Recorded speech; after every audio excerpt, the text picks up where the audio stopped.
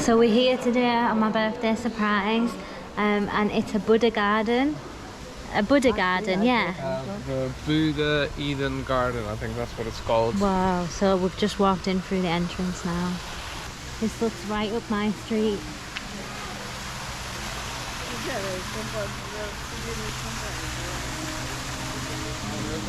So you can get on a little train to go around, but we've chose to walk.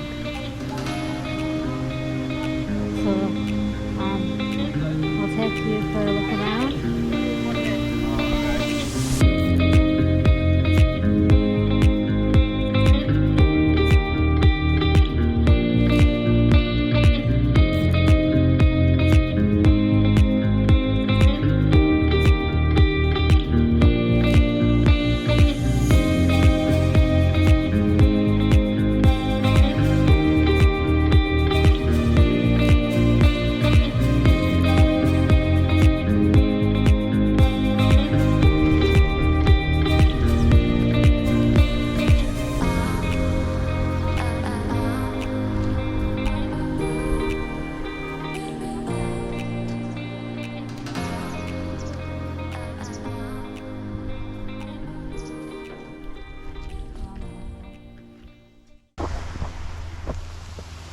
Right, so the Buddha Eden Garden doesn't have much information lying around on the statues and anything much about the park, so I decided to do some extra research because when I was younger I was here before with my parents, but this was nothing like it is right now, like you guys are seeing it.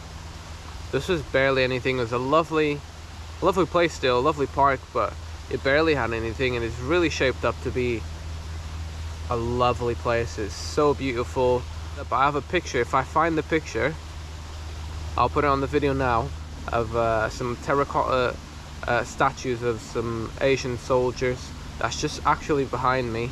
They've changed a little bit, but I'll show you in a second what they look like. But I just thought I would talk a little bit about this place. Hannah's just meditating over there at the back. She might pop in a bit. So even though it's called the Buddha Eden Garden, it's not necessarily just about the Asian religion.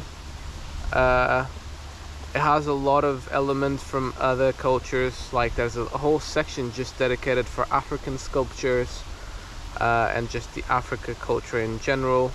And then there's this oriental side of the garden, which is all with related to Buddhism and their culture. So it's like almost like a tribute. And the place was started in 2001 by this guy called João Bernardo. He's an art collector, sculpture collector, and he has loads of other stuff in Portugal. Not just this, but he decided to create this to display statues from a varied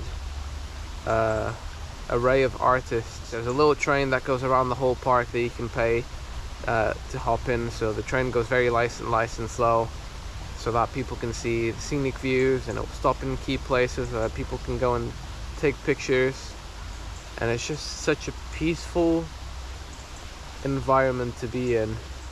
Alright, so the idea for this place began when 2 statues in Afghanistan were destroyed by a Taliban attack, and since then the person who created this place decided to use it to pay tribute and homage and in a way of almost protesting and radicalization and all the lost heritage that we've had in the 21st century with all the wars that we've had, terrorist attacks.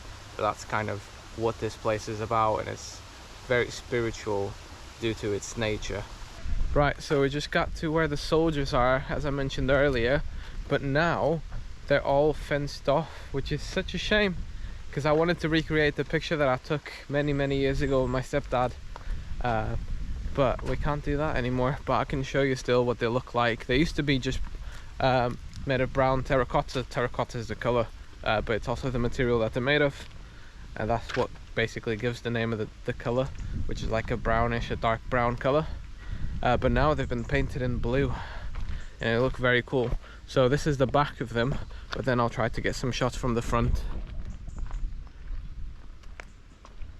And all these little trees that you see that are naked on the bottom, They are cork trees.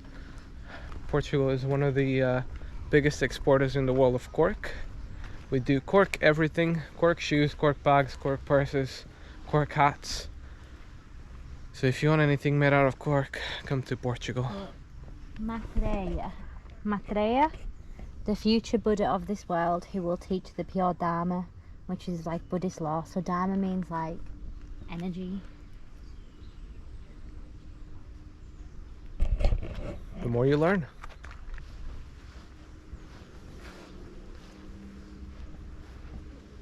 You can see underneath the stair. That guy's got an arrow on his forehead. He's the avatar. We found the avatar. I need to capture the avatar! And there is the leader, right in the middle, guiding all these men to battle that river.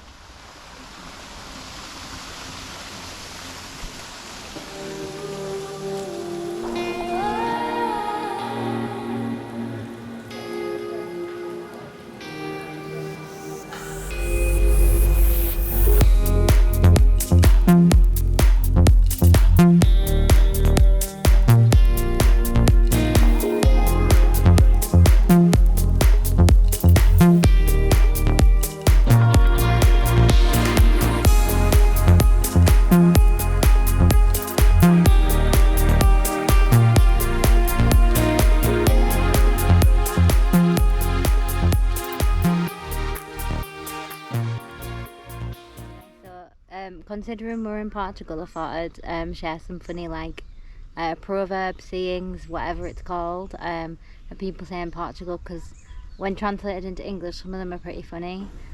So there's one and it's called pão pão, queijo queijo. Was that good? Yeah, that was good. Pão pão queijo queijo basically means that it's something the way that it is. So there's no messing around. Someone's telling you the truth. Someone's not playing around with you. It just means that that's the way that it is. Bread is bread, cheese is cheese. Yeah, so there's no mixing. Pão means bread and queijo means cheese, so it literally translates to bread, bread, cheese, cheese. Whenever you sneeze, in Portuguese, when you say bless you, how do you say it? Santinho. Santinho, but it literally means little saint, and Pedro can explain that. Basically, there's a few theories. The one that I know of, that I've been told, is that during the Black Plague in Portugal, people used to believe that when you sneezed, your soul would be unprotected and you'd be basically at a mercy of a devil's possession or attacks.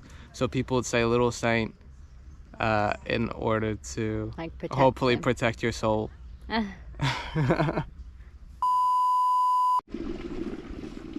Oh, they run away now that they're being filmed. Oh no, look at them having sex.